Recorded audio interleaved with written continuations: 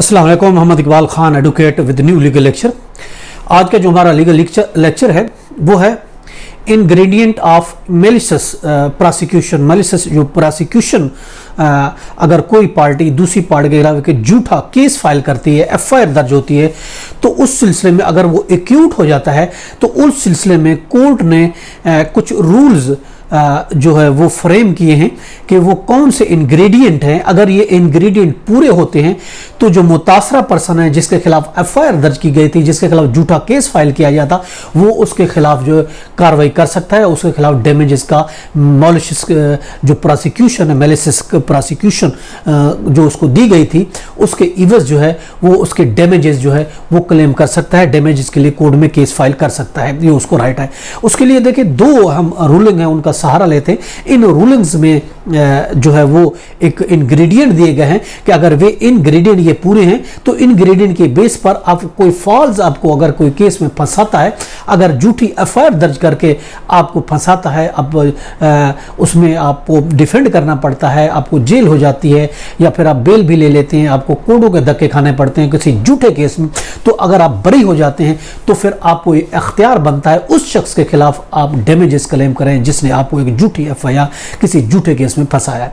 उसके लिए रूलिंग है 2018 MLD पेज 1202 है, और इसके अलावा 2016 है SCMR सुप्रीम कोर्ट है पेज 24। इसमें कुछ इंग्रेडिएंट दिए गए हैं, उसमें कुछ तरीकेकार दिया गया है। अगर ये चीजें मौजूद हैं तो ऑफ कोर्स आपके पास राइट है कि आप उसके खिलाफ जो है वो डैमेजेस का केस फाइल कर सकते हैं। पहली बात तो ये केस खत्म हो गया हो, जो कि आपके खिलाफ खत्म हो गया हो, किसी ने आपके खिलाफ केस किया हो और वो केस एंडेड हो गया। प्लेंटिफ जो आपको डैमेजेस आप क्लेम कर रहे हो, you are for example plaintiff, तो आपको डिफेंडेंट ने, दूसरी पार्टी ने आपको प्रोसिक्यूटेड किया, उसने आपके खिलाफ एफआईआर की और फिर ये केस आपके हक में खत्म हुआ। इसके अलावा दूसरा ये है, तीसरी चीज ये है कि defendant acted without reasonable and probable cause. आपका ये जो केस था ये किसी भी तरीके से जो बगैर किसी डाउट के, बगैर किसी के रीजनेबल किसी डाउट के, बिल्कुल आपका क्लियरली आपको कोर्ट ने इनोसेंट डिक्लेयर किया, आपका केस जो है वो आपके हक में किया। और इसके अलावा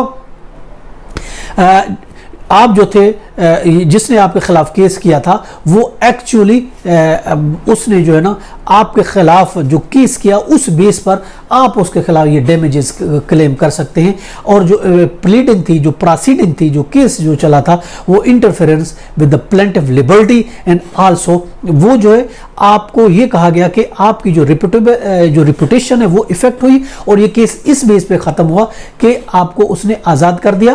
कोर्ट ने ये आपके हक में जजमेंट दी कि आपने कोई जुर्म नहीं किया, आप इनोसेंट थे और आपकी जो रेपुटेशन है ये इफेक्ट हो गई है।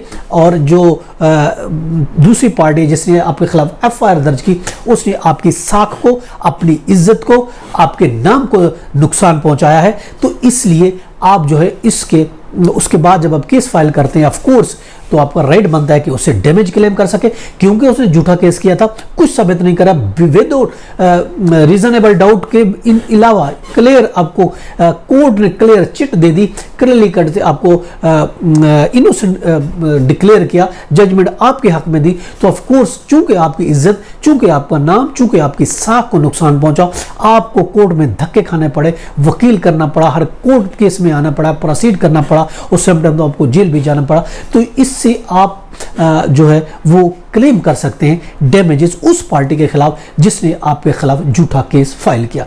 ये था हमारा आज का लेक्चर। इसके साथ मुझे इजाजत दे कर फिर मिलेंगे। Have a nice day. अल्लाह हाफिज़।